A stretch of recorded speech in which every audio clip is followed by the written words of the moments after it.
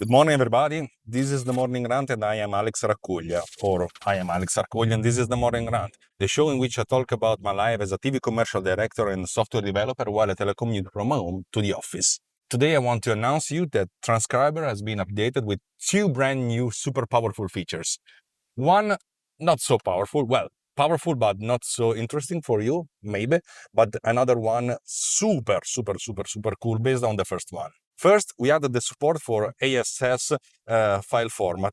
I know that ASS is not the best acronym in the world, but I don't care. That's the file extension.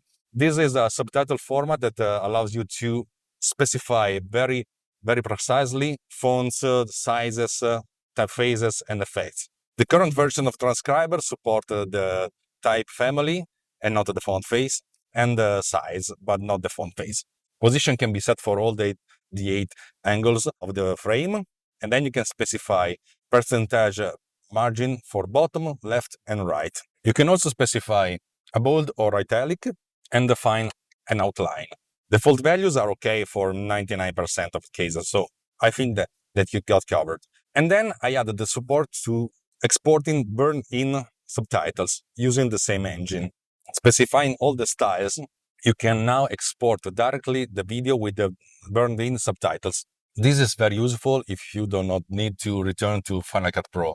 Maybe you edited a video in Final Cut Pro. You exported this video, analyzed it with a transcriber. Then you got subtitle list, and then you want to produce another version of this video with the subtitle burned in. Then you can do this automatically.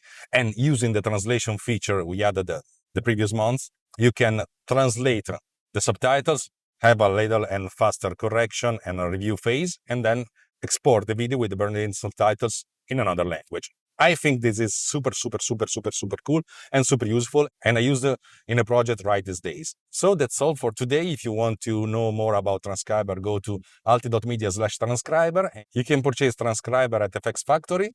Go to the link down below, and there is even a free trial version. So I think you should try it because it's super cool.